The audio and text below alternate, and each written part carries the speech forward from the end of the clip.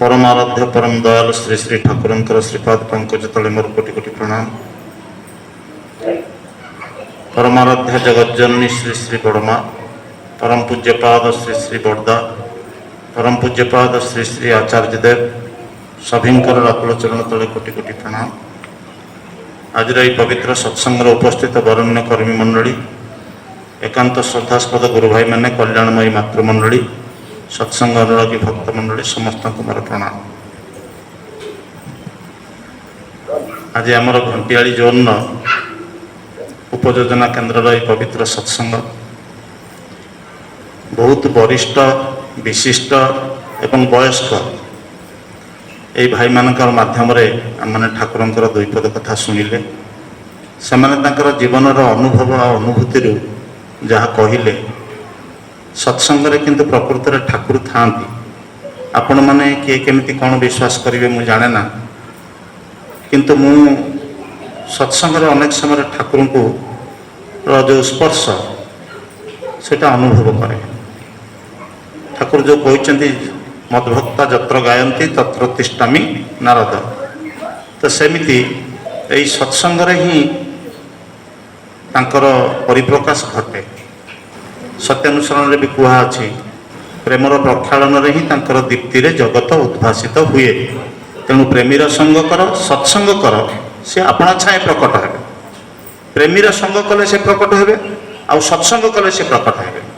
प्रेमी किए ना जी तांको भल पाए, किए तांको भल पाए ना जी जगत को भल पाए। जी जगत को भल पाए से तांको भल पाए। ठाकुर थरे कहले मते भल पाए आ मोर सृष्टि को भल पाए ना, सी मते ठीक ठीक भाव में भल पाए कि ना सन्देह। जड़े लोक बापा को भल पाए, भल पाइबा भितर कौन से आत्मपक्ष भल पाइबाटा कौन से भी बुझा पड़ो जे प्रकृत में भल पाइबा जिनटा कौन। आम से बाबद भी आम धारणा बहुत कम अच्छी। भल पाइबा भितर आत्मपक्ष समर्थन नाही। मु जहाँ को भल पाए से मो चाहिदाटा तांको ऊपर लदी देवी ना, तांको चाहिदाटा को मथारे बहन करिकी ताको परिपूरण पाई चेष्टा करी। ये हूँ भल पाइबार प्रथम नियम। भल पाइबाटा हूँ अनकंडीशनल। भल पाइबा भितर कौन सी कंडीशन ना, या हेले मु तुमको भल पाइबी। बापा जदि मते पैसा न देबे ताले मु तांको भल पाइबिनी, बापा जदि मते पैसा ढाली देबे ताले मु तांको भल पाइबी। एटा भल पाइबार लक्षण नुहे। भल पाइबाटा हूँ तादरे कौन सी एक्सपेक्टेशन न थाए, कौन सी चाहिदा न थाए। भल एटा हूँ भल पाइबार आउ गोटे लक्षण, प्रीतिर लक्षण। तो यही भल पाइबा नहीं कि जदि मनीष ईश्वर को भल पाए, गुरु को भल पाए। गुरु होउचंती साक्षात ईश्वर, ही एब्सोल्यूट। गुरु होउचंती ईश्वरंकर साकार मूर्ति। जे गुरुगत जीवन जार से ईश्वरंकर सहित बास करे। तो गुरु होउचंती ईश्वरंकर साकार मूर्ति, आउ से होउचंती एब्सोल्यूट। तांकर चरम ता उपरको आउ किछि नाही। तो ठाकुर को जी भल पाए, ठाकुरंकर जे सृष्टि जीव जगत तरु तृण कीट पतंग मनीष स्थावर अस्थावर ये सबू प्रति तार गोटे भल पाइबा रहिबो, ममता रहिबो। तेबे बुझा जीवो से ठाकुर को ठीक ठीक भाव में भल पाए। मोर मन पड़ुची बड़दा जीवन गोटे घटना। बड़दा थे त्रिपुरा फेरुले, तो सांगरे रांगा माँ भी थिले, आउ आश्रमिक अनेक कर्मी भी थिले, कार्तिक दारिका सब अनेक भी सांगरे थिले। गाड़ीटा बहुत हाई स्पीड रे जाए। बड़दांकर ड्राइवर ना हूँ मोहन दा, से बहुत हाई स्पीड रे गाड़ी चलाते। तो एत स्पीड रे गाड़ी आसूची, हठात नेशनल हाईवे त्रिपुरा जो आसूची गाड़ी गुवाहाटी आसब, से जो हाईवे रे से हाईवे बंधटा बहुत उच्चा, हाराहारी 20-25 फुट उच्चा बिल जमी ठारू। से गाड़ी रे गला बेले हठात कि बड़दा कहते ये गाड़ीटा को साइड कर दो। से साइड करू करू भी गाड़ी अनेक बाट चली आसला। पाख पाख जिते गाड़ी आसला सब गुड़ा कटिकी गला। बड़दा से जन को डाकिले, कहले ए देख तो से बिल रास्ता कड़े गोटे माई कुकुरटे छुआ देकी से छिड़ा होइथिबार नजर आसला। देख तो रांगामा को कहले तुम पाखे किसी खाद्य जिनिस अच्छी? रांगामा कहले पाउरुटी अच्छी। तो से पाउरुटीटा से लोक हाथ को देले, कहले मोर मन है से माई कुकुरटी छुआ देची, ताको भारी भोक लगुच, नहीं जा पाउरुटीटा दब। से लोकटा गला से लोकटा जी पाखक जाकि देखला प्रकृति गोटे कुकुरटे से छिड़ा है ताकू से पाउरुटी दब बोलिकी गला बेलू से लोक को देखिकी दौड़ी बिलुक पड़ा सी आ कौन प्रकार धरादेला ना अनेक चेष्टा करके विफल होला परे से भक्त जनक से आसिकी बड़दा कौच बड़दा मत देखिकी से पाउरुटी देखिकी से दौड़ी पड़ेला बिल भर बड़दा कहले दे मत दे तो बड़दा से पाउरुटीटा धरले एवं गले जाकि हाथ ठारिकी आय आय बोलिकी डाकिले तापर से धीरे धीरे बड़दा पाखक आसला बड़दा ताकू पाउरुटी खोइले से खाई सारिकी गला बड़दा तापर आसी गाड़ी में बसिले एवं कहले जे पुरुषानुक्रमे मनीष ठारू दुर्व्यवहार पाई पाई एई कुकुर मानकर मनीष प्रति आस्था तुटी जाइछि पुरुषानुक्रमे मो बापा कुकुर देखले बाड़ौले मो तांको बापा भी बाड़ौले मो सात बापा भी बाड़ौले मु भी बाड़ौछि मो छुआ भी कुकुर को देखला बेलू बाड़े बाड़ौछि एई जो अकृत्रिम भल पाइबाटा मनीष पाखरु से केबे पाई ना जेतेबेले पाइचंती ताड़न पीड़न पाइचंती तो ताड़न पीड़न पाई पाई कि पुरुषानुक्रमे ए मनीष मानक पाखरु दुर्व्यवहार पाई पाई कि मनीष प्रति तांकर आस्था तुटी जाइछि अकृत्रिम प्रेम थिले मनीष टाणी हे आसे बड़दा जेतेबेले जाती से ठाकुर बाड़ी की जाती देखा जाए गछपत्र सब नई आसे बेले बेले बड़दांकर पाद शब्द शुणिकी से हंस फंस जिते सब अच्छा पशुपक्षी सब एकदम चिल्लाचिल्ली करती से बांदर फांदर जी सब अच्छा चिड़ियाखाना भालू फालू जी अच्छा सी आसिक झरका पाखे मुह गलैकी देखती सते जमी मनर मनीष किए जाऊँ बड़दा थे तेल लगे गाधेबा जाऊे गोटे कंकड़ा बिछा जो बिछा को धरिले माने मारिला माने एकदम पूरा असह्य जंत्रणा हम से गोटे सूतार बांधिकी आनी गोटे कंकड़ा बिछा गोटे बाक्स भितर पूरेकी सूतार बांधिकी आनी बड़दा गाधेबे पूरा खोला देह अच्छी तो से तेल मारी होती यही समय आसिक से देखे कौन कि ना आज्ञा गोटे बहुत विषाक्त कंकड़ा बिछा विराट कंकड़ा बिछा बड़दा कहले देखानी से बाक्स खोलिकी से सूता बाहर करके टेकिला बड़दा कहले आने आने ना आज्ञा कामुड़ी दब एकदम दंशी दब दे माने आउ संभाली हम नहीं बड़दा कहले दे मो हाथ दे तो बड़दा से कंकड़ा बिछाटा को हाथ में नेले नहीं जंघ पर छाड़देले कंकड़ा बिछाटा एपट सेपट होगी बुलिला किसी समय बुलला बड़दा कहले ने ता जगार छाड़देलु अनेक जिनिस देखा जाइए श्री श्री बड़दांकर पुरी रे 94 मसीह देहांत हो गला आश्रम गोटे कुकुर थिला से बड़दा को देखिले पछे पछे पछे पछे जीव बड़दा प्रार्थना को जीवे से शोक पुणी आसला बेले से पछे पछे पछे पछे आसो बड़दा पुणी घर भर को पशिगले से जगिक बहुत भल पाला माने गोटे कुकुर बड़दा पुरी रे थिला बेले जितेबाला यह लीला संवरण कले से खबर कुकुर कौन बुझुची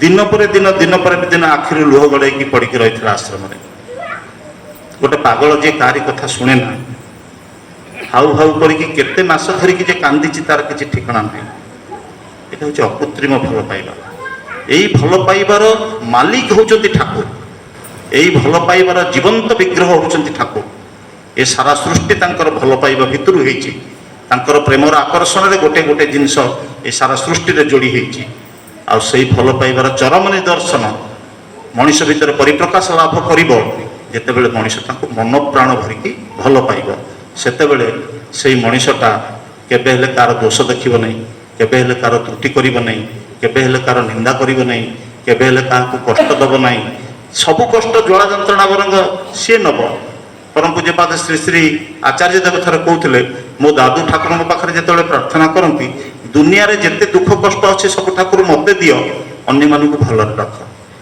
काले अन्य मैंने सहीपर कष्ट दुख जंत्रणा अन्य मैंने काले सहीपर तेणु दुनिया सब दुख जंत्रणा जिते अच्छी ठाकुर मत दियो आ सहीबा शक्ति दियो यहाँ श्री श्री बड़दांकर प्रार्थना थिला थरे बड़दा नाटमंड पर बसिकी पचारि समस्त ए तुम ठाकुर को जो प्रार्थना कर कौन मागुच किए कहला मुझे कौन ठाकुर मत भक्ति दियो किए कहला ठाकुर मत ज्ञान दियो किए कहला ठाकुर मोर परिवार को भल रख आम सब या मागुचु तो जड़े ता भर चालाक भक्त थिला कहला बड़दा आपण भी तो प्रार्थना कर सागर आपण ठाकुर को कौन मागुंट बड़दा कहले मु ठाकुर को कौन मागिचु शुणिमु ना हाँ ना दुनिया जाकर जेते दुख अच्छी कष्ट अच्छी जंत्रणा अच्छी सबु ठाकुर मत दियो जेते लोकंकर जेते दुख जंत्रणा अच्छे सबु मत दियो आउ सहीबाकू शक्ति दियो समस्तंकर ମାନେ ନଜର ପୁରା ଆଖି ପୁରା ଲୁହରେ ଭରିଗଲା। ଏ ହେଉଛି ଭକ୍ତର ଲକ୍ଷଣ। ଭକ୍ତର ଲକ୍ଷଣ ଯାହା ଶ୍ରୀ ଶ୍ରୀ ଠାକୁର ଏହି ସତ୍ୟାନୁସରଣରେ ଦେଇଛନ୍ତି, ଆମେ ଦୈନନ୍ଦିନ ପାଠ କରୁଛେ। ଠାକୁର ଚାହାନ୍ତି ଆମେ ତାଙ୍କର ମନଲାଖି ମଣିଷଟିଏ ହେଇ ଉଠିବା। ଆଉ ତାଙ୍କର ମନଲାଖି ମଣିଷ ଯିଏ, ସେ ସାରା ଜଗତର ପ୍ରିୟ। ତାର ଅଜଣାତରେ ପ୍ରତି ମଣିଷ ତାଙ୍କ ପ୍ରାୟ ଆପଣ ଆଚାର୍ଯ୍ୟଦେବଙ୍କୁ ଦେଖିଥିବେ। ଆଚାର୍ଯ୍ୟଦେବ ସେଇଠି ନାଟମଣ୍ଡପରେ ବସିଛନ୍ତି। ତାଙ୍କର ମୁହଁର ଜ୍ୟୋତି, ତାଙ୍କର ଚାହାଣୀର ଯେଉଁ ଆକର୍ଷଣ, ତାଙ୍କର ଯେଉଁ ହାତ ଅଙ୍ଗ ସଞ୍ଚାଳନର ଯେଉଁ ଭଙ୍ଗୀ, ଆଉ ତାଙ୍କର ଯେଉଁ ଦ୍ରୁତ ପଦକ୍ଷେପରେ ଯେତେବେଳେ ସେ ଯାଆନ୍ତି ପ୍ରାର୍ଥନା କରିବା ପାଇଁ, ମାନେ ପ୍ରତ୍ୟେକଟି କଥା ତାଙ୍କର ଚାଲି ଚଳନ, ଆଚାର ଆଚରଣ, ବାକ୍ୟ ବ୍ୟବହାର, ଚାହାଣୀ, ହସ, କଥାବାର୍ତ୍ତା ସବୁ ଭିତରେ ଏତେ ଭରସା, ଏତେ ନିର୍ଭରତା ଯେ ମଣିଷ ସେଠିକି ଚାଲିଗଲେ ସାର୍ ଭାବିବେ ଯେ ମୁଁ ଗୋଟେ ଏଭଳି ଜାଗାକୁ ଆସିଛି, ମୋର ଆଉ କିଛି ଚିନ୍ତା ନାହିଁ। ମୁଁ ତ ତାଙ୍କ ପାଖରେ ତାଙ୍କର ବଳୟ ଭିତରେ ଅଛି, ମୋର ଆଉ କିଛି ଚିନ୍ତା ନାହିଁ। ଏଇଟା କେମିତି ଫୁଟି ଉଠିଛି ନା ଠାକୁରଙ୍କୁ ସେ ତାଙ୍କର ଚଳଣି ଭିତରେ, ଜୀବନ ଭିତରେ, ଆଚରଣ ଭିତରେ, ବ୍ୟବହାର ଭିତରେ, ଜୀବନଚର୍ଯ୍ୟା ଭିତରେ ଠାକୁର ଛଡ଼ା ଆଉ କିଛି ସେ ବୁଝନ୍ତିନି। ପ୍ରସଙ୍ଗକ୍ରମେ ଆମେ ଏଥର ଦେଓଘର ଯାଇଥିଲୁ, ନାଟମଣ୍ଡପରେ ବସିଲା ବେଳେ କହୁଥିଲେ, ଯାହାର ଭିତରେ ଠାକୁର ଅଛି, ଯାହାର ଭିତରେ ଯାହା ଅଛି, ଯେଉଁ ମଣିଷ ଭିତରେ ଯେଉଁ ଜିନିଷକୁ ସବୁ ରଖିଛି ତା ମୁହଁ ଦେଇକି ସେଗୁଡ଼ାକ ସବୁ ବାହାରୁଛି। ଯାହା ଭିତରେ ଠାକୁର ରଖିଛି ସେ ଖାଲି ଠାକୁର ଠାକୁର ହେଉଛି। ଯାହା ଭିତରେ ଈର୍ଷା ରହିଛି ସେ ଈର୍ଷା କରୁଛି। ଯାହା ଭିତରେ ନିନ୍ଦା ରହିଛି ସେ ନିନ୍ଦା କରୁଛି। ଯାହା ଭିତରେ ଆନନ୍ଦ ରହିଛି ସେ ଅନ୍ୟକୁ ଆନନ୍ଦ ଦେଉଛି। ତ ଭିତର ଜିନିଷଟାକୁ ଠିକ୍ ରଖିବା ଦରକାର। ଆଉ ଏଇଟା ହେଉଛି ସାଧନା। ଆମେମାନେ ପରମ ସୌଭାଗ୍ୟର ଅଧିକାରୀ ଯେ ଆମେ ପୁରୁଷୋତ୍ତମଙ୍କୁ ଜୀବନରେ ଏଇ ଜନ୍ମରେ ଗୁରୁ ରୂପରେ ପାଇଛେ। ଗୁରୁଗତ ଜୀବନ, ଗୋଟେ ଶିଷ୍ୟ ତାଙ୍କର, ଭକ୍ତ ନୁହେଁ, ମୁଁ ହେଉଛି ତାଙ୍କର ଶିଷ୍ୟ। ଭକ୍ତ ତାର ଭକ୍ତିର ଦୌରାତ୍ମ୍ୟ ଦେଇକି ଅନେକ ଜାଗାରେ ଅନେକ କିଛି କରିପାରେ। ରାସ୍ତା ଉପରେ ଗୋଟେ ମନ୍ଦିର କରି ପକେଇଲା, ଗାଡ଼ି ଘୋଡ଼ା ଯିବା ଆସିବା କରିପାରୁନି, କିନ୍ତୁ ଶିଷ୍ୟ ସେଟା କରିବନି। ଶିଷ୍ୟ ଯିଏ ଅନୁଶାସିତ, ଗୁରୁଙ୍କର ଅନୁଶାସନରେ ଯିଏ ଅନୁଶାସିତ, ସେ ହେଉଛି ଶିଷ୍ୟ। ଶିଷ୍ୟ ଯିଏ, ସେ ଗୁରୁଙ୍କର ଅପ୍ରତିଷ୍ଠା ହେବାକୁ କେବେ ହେଲେ ଦେବ ନାହିଁ। କାହାରିକି କଷ୍ଟ ଦେବ ନାହିଁ, କାହାରିକି ଦୁଃଖ ଦେବ ନାହିଁ, କାହାରିକି ଯନ୍ତ୍ରଣା ଦେବ ନାହିଁ। ସବୁ ଦୁଃଖ କଷ୍ଟ ସେ ନିଜେ ସହିବ, କାହାରି ବାବଦରେ କିଛି ପ୍ରତିବାଦ କରିବାର ନାହିଁ। ମଣିଷକୁ ଭଲ ପାଇକି ଚାଲିବ, ମଣିଷ ଭିତରେ ଠାକୁରଙ୍କୁ ସେ ଦେଖିବ ଏବଂ ତାରି ଭିତର ଦେଇକି ତାର ନିଜର ଅଜ୍ଞାତ ସାରରେ ବି ତାର ପରିବର୍ତ୍ତନ ହେବ। ଆଉ ଏଇଟା ହିଁ ଠାକୁର ଚାହିଁଛନ୍ତି ଯେ ତୁମମାନଙ୍କର ଚଳନୀରେ, ଆଚରଣରେ, ଚାହାଣୀରେ, ବାକ୍ୟରେ, କର୍ମରେ ଯେମିତି ମୁଁ ପରିପ୍ରକାଶ ହୁଏ, ତୁମକୁ ଦେଖିକି ଲୋକ ମୋତେ ଯେମିତି ବୁଝନ୍ତି। ମଣିଷର ଯେତେ ଯାହା କିଛି କର୍ମଫଳ ଥାଉ ନା କାହିଁକି, ସବୁ କର୍ମଫଳ ଖଣ୍ଡିତ ହୋଇଯିବ ଯଦି ମଣିଷ ତାକୁ ଟିକେ ଭଲ ପାଇକି ଅତି ବିକଳରେ ଆଶ୍ରା କରିକି ଜାବୁଡ଼ି ଧରିକି ସେ ଚାଲେ। ଏଇ ଧରିବାଟା ଯେତେ ମଜବୁତ ହେବ, ଜୀବନଟା ସେତେ ସୁନ୍ଦର ହେବ ଆଉ ସୁରକ୍ଷିତ ହେବ। ଆଉ ଧରିବାଟା ଯଦି ମଜବୁତ ନ ହୁଏ, ଜୀବନଟା ସୁନ୍ଦର ସୁରକ୍ଷିତ ହେବନି। କର୍ମଫଳ ଅନେକ କହନ୍ତି କର୍ମଫଳ ଭୋଗିବାକୁ ପଡ଼ିବ। ନକଳ ଭାଇ କର୍ମଫଳର କଥା କହୁଥିଲେ, ତାଙ୍କ ଜୀବନର ଅନେକ ଅନୁଭବ ଅନୁଭୂତି କଥା କହୁଥିଲେ। ଆମେ ଯେତେବେଳେ ଛୋଟ ଛୋଟ ହେଇଥିଲୁ, ସିଏ କଟକରୁ ଆସିକି ସତ୍ସଙ୍ଗ କରୁଥିଲେ ଗୋବିନ୍ଦପୁରରେ। ସେଇ ଗୋବିନ୍ଦପୁର ଅଞ୍ଚଳରେ ପ୍ରଥମ ସତ୍ସଙ୍ଗ ପରିବାର ତାଙ୍କର, ଏବଂ ସେଇମାନେ ସତ୍ସଙ୍ଗ ସବୁ କରନ୍ତି। ସେଇ ସତ୍ସଙ୍ଗ କଲେ ଡାକରା ହୁଏ। ଅନେକ ବର୍ଷ ଆଗରୁ କରୁଥିଲେ, ତାପରେ ଆମେ ବହୁତ ଦିନ ପରେ ସବୁ ଦୀକ୍ଷା ନେଲୁ, 79-80 ମସିହାରେ ସବୁ ଦୀକ୍ଷା ନେଲୁ। ତାଙ୍କରି ସତ୍ସଙ୍ଗକୁ ସେଠି ଯାଉ। କଟକରୁ ସବୁ ଲୋକ ଆସନ୍ତି, ଯାଜନ କରନ୍ତି, ଭଜନ କରନ୍ତି, କୀର୍ତ୍ତନ କରନ୍ତି। ଆମର ଏପଟରେ କେହି ଭଜନ କୀର୍ତ୍ତନ ଯାଜନ କରିବା ଲୋକ କେହି ନଥିଲେ। ଆଉ ଠାକୁର କହିଥିଲେ ଏ ବିଶ୍ୱରେ ଯେତେ ନଗରାତି ଗ୍ରାମ ଅଛି ସର୍ବତ୍ର ପ୍ରଚାର ହୁଏ। ଦେଖନ୍ତୁ, ଦିନେ ଲୋକ ଖୋଜିକି ଏଠି ମିଳୁନଥିଲେ, ଆଜି ହୟତ ପ୍ରତି 5 କିଲୋମିଟର, 10 କିଲୋମିଟର, 15 କିଲୋମିଟର ଭିତରେ ଠାକୁରଙ୍କର ବିଶାଳ ବିଶାଳ ସୁନ୍ଦର ସୁରମ୍ୟ ମନ୍ଦିର ଗଢ଼ି ଉଠିଛି। ଏହି ମନ୍ଦିର ଅନ୍ତରାଳରେ ଅନେକ ମଣିଷ ରହିଛନ୍ତି। ଆଜି ଯଦି ଏଠି ମନ୍ଦିରଟା ସୁନ୍ଦର ହୋଇଛି, ତା ଆପଣମାନଙ୍କର ସାଧନା, ତପସ୍ୟା, ଠାକୁରଙ୍କ ପ୍ରତି ଭଲ ପାଇବା, ଠାକୁରଙ୍କ ପ୍ରତି ସମର୍ପିତ ଭାବ, ଏଇଟାକୁ ନେଇକି ହିଁ ଆଜି ଏଇ ଜିନିଷଟା ସୁନ୍ଦର ହୋଇଛି। ମାଟି ପାଣି ବା ଇଟା ପଥରରେ ମନ୍ଦିର ସୁନ୍ଦର ହୁଏ ନା। ମନ୍ଦିର ସୁନ୍ଦର ହୁଏ এই ମନ୍ଦିରକୁ ନେଇକି ଯେଉଁ ବାସ କରୁଥିବା ମଣିଷମାନେ, এই ମନ୍ଦିରକୁ ନେଇକି ବାସ କରୁଥିବା ଭକ୍ତମାନେ, এই ମନ୍ଦିରକୁ ନେଇକି ବାସ କରୁଥିବା ଠାକୁରଙ୍କର ମନଲାଖି ମଣିଷମାନଙ୍କର ଆଚାର ଆଚରଣ, ଭାବ ଏବଂ ବିଶ୍ୱାସ, ଏଇସବୁ ନେଇକି ମନ୍ଦିର ଭଲ ହୁଏ। ପୂଜନୀୟ ବଡ଼ ବୌଦି ଆସିଥିଲେ ଏଠି, ପରମ ପୂଜନୀୟ ବଡ଼ ବୌଦି ଆସିଥିଲେ ଗୋଟେ ଦିନ ରହିବା ପାଇଁ। ସେ କେଉଁଠି ବେଶୀ ଦିନ ରହନ୍ତିନି, ଏଠି 3 ଦିନ କାଳ ରହିଲେ ଏବଂ ଗଲାବେଳେ ବି କହୁଥିଲେ ମୋର ଯିବାକୁ ଇଚ୍ଛା ହେଉନି। ସକାଳୁ ଉଠିଲା ବେଳକୁ ବଗ ଆସିକି ମୋ ବସୁଛି ମୋ ଝରକା ପାଖରେ। ସେଠି ଚଢ଼େଇ ଗୁଡ଼ାକ କଟର ମେଟର ସବୁ କେଁ କାଁ ହେଉଛନ୍ତି, ମୋତେ ବହୁତ ଭଲ ଲାଗୁଛି, ଏ ବହୁତ କଥା କହୁଥିଲେ।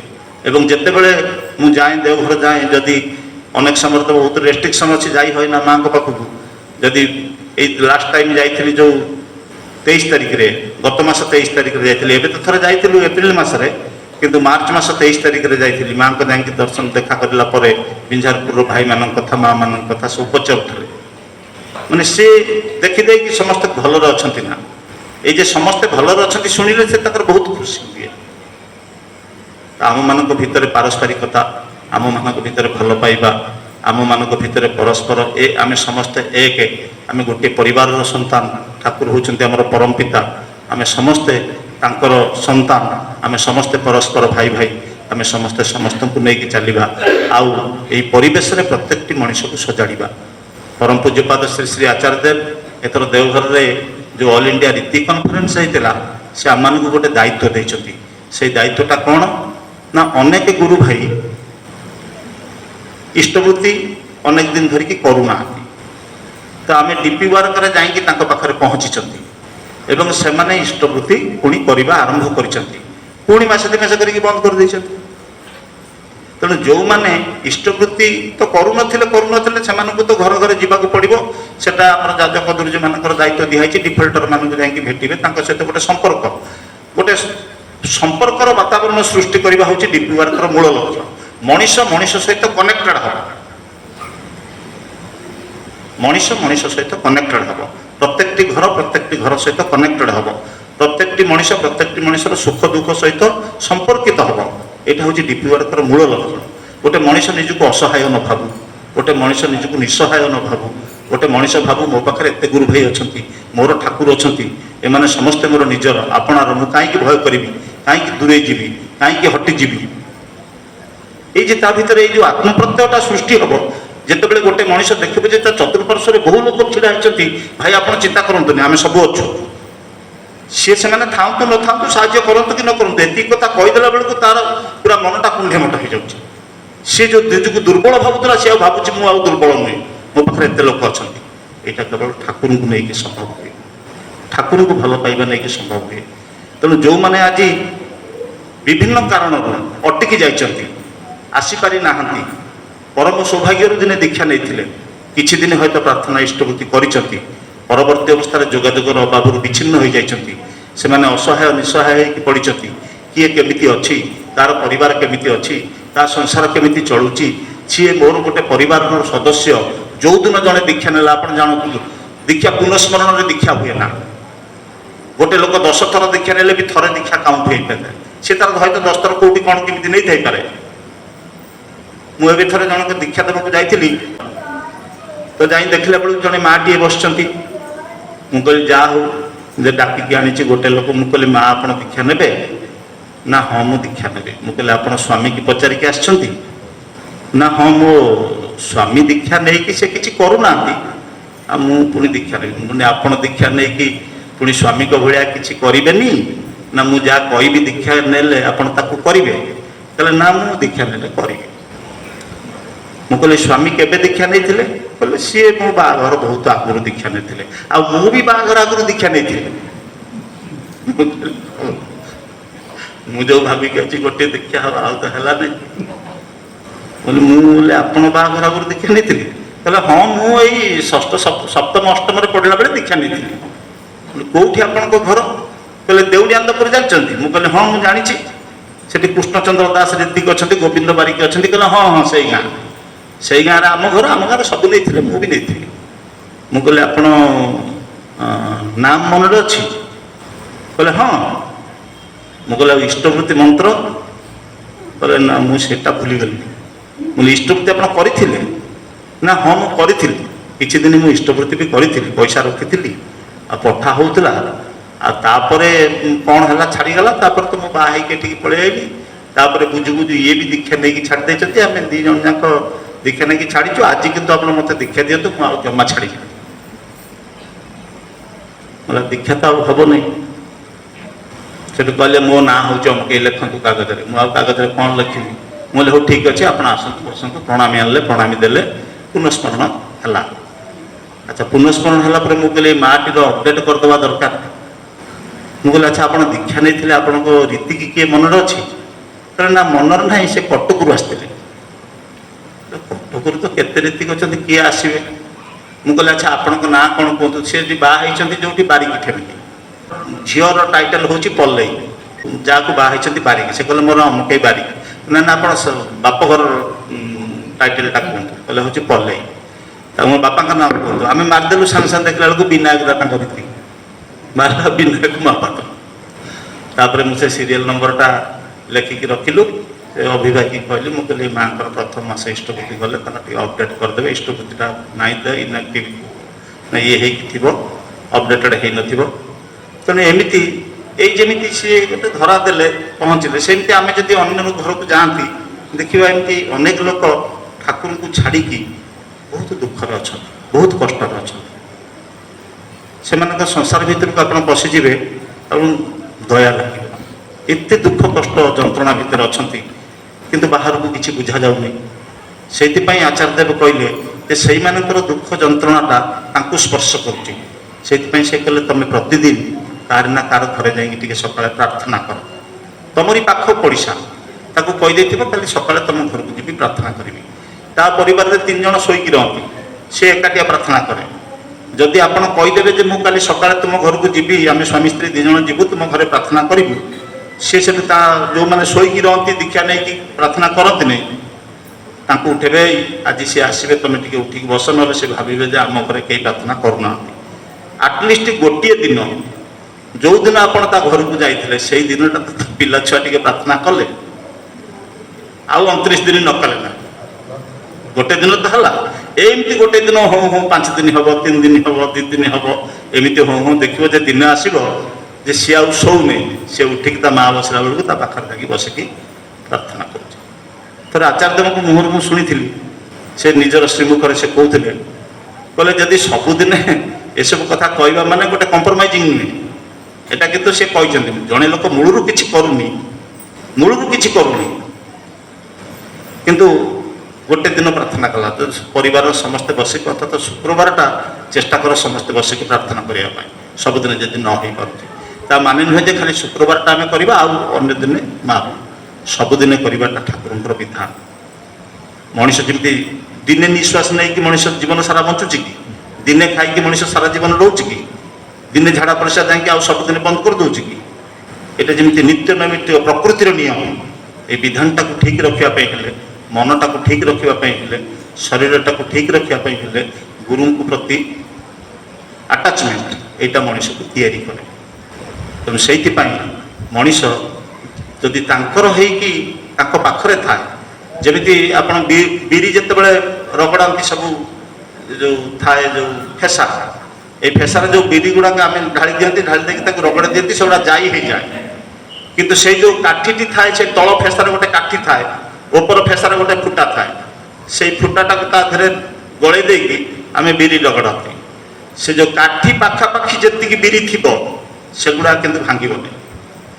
ଯେଉଁଗୁଡ଼ା କାଠି ପାଖରୁ ଦୂରକୁ ଆସିଲା ସେଇ ବିରି ଗୁଡ଼ାକ ସବୁ ଭାଙ୍ଗିକି ଚୁନା ହେଇଯିବ। କିନ୍ତୁ ଯିଏ କାଠି ପାଖରେ ରହିଛି ସେ କେବେ ଭାଙ୍ଗିବନି। ତେଣୁ ଗୁରୁଙ୍କ ପାଖାପାଖି ରହିଲେ, ଗୁରୁଙ୍କ ସମୀପରେ ରହିଲେ, କୌଣସି ଗ୍ରହ ବିପାକ ଭଲ ମନ୍ଦ ଯେତେ ବି ଆସୁନା କାହିଁକି, କିଂ କ୍ରୁବନ୍ତି ଗ୍ରହ ସର୍ବେ ଯସ୍ୟ କେନ୍ଦ୍ରେ ବୃହସ୍ପତି। ତେଣୁ ଆସନ୍ତୁ ଆଜି ଆମମାନେ ତାଙ୍କୁ ଜୀବନରେ ନେଇକି ଚାଲିବା, ସେ ତାଙ୍କୁ ଭରସା କରିକି ଚାଲିବା, ଆଚାର୍ଯ୍ୟଦେବଙ୍କ ପ୍ରତ୍ୟେକଙ୍କର କଥା ମାନିକି ଚାଲିବା। ସେ ଯେ କହିଛନ୍ତି ପ୍ରତ୍ୟେକ ଦୁଆରେ ଦୁଆରେ ଯିବା, ଆମେ ସେମାନଙ୍କ ପାଇଁ ଯିବା। ଆଚାର୍ଯ୍ୟଦେବ ଆମମାନଙ୍କ ପାଇଁ ଏଇ ଗୋଟିଏ କର୍ମ ଦେଇଛନ୍ତି। ଯେଉଁମାନେ ଇଷ୍ଟବୃତ୍ତି କରିକି ପୁଣି ବନ୍ଦ କରିଦେଇଛନ୍ତି, ଡିଫଲ୍ଟର ହେଇଯାଇଛନ୍ତି। ଆମର ପରସେଣ୍ଟେଜ ଥିଲା 10% ଏଭବ ହେଇଯାଇଥିଲା ଏଇ ମନ୍ଦିର ଉଦ୍বোଧନ ହେବା ପୂର୍ବରୁ, କିନ୍ତୁ ଦେଖାଗଲା ଯେ ପୁଣି ତାପରେ ଡାଉନଫଲ୍ ହେଲା। ତାମାନେ ଯେଉଁ ଲୋକମାନେ କରୁଥିଲେ ତା ଭିତରୁ କିଛି ବନ୍ଦ ହେଇଗଲା। ସେଇମାନଙ୍କ ପାଇଁ ଆମକୁ ଜୁଲାଇ ମାସ ପର୍ଯ୍ୟନ୍ତ ଟାଇମ୍ ଦେଇଛନ୍ତି। ନୂତନ ଦୀକ୍ଷା ତ ଚିରାଚରିତ ଭାବରେ ଯେମିତି ହେଉଛି ହେବ, ତା ସାଙ୍ଗରେ ଏଇ କାମଟାକୁ ବି କରିକି ଆସିବେ ଆପଣମାନେ। ଆସନ୍ତା ଜୁଲାଇ ଟର୍ମ ଭିତରେ ଯେମିତି ସେଇମାନଙ୍କୁ ପୁଣି ପୁନରୁଦ୍ଧାର କରିକି ଆସିବେ।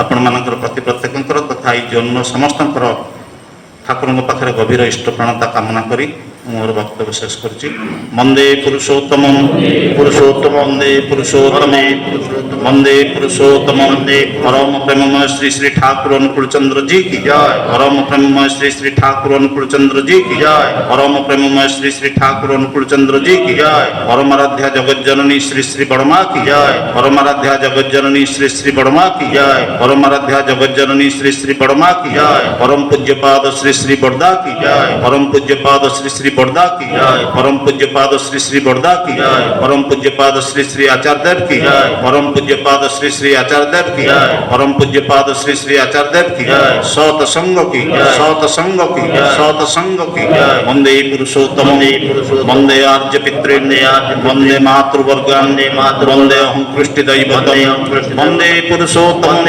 परम प्रेममय श्री श्री ठाकुर अनुकूल चंद्र जी की जय। शेष कह सब्सक्राइब लाइक शेयर निश्चित करूँ नुआ नुआ अपडेट पाइबा जय गुरु।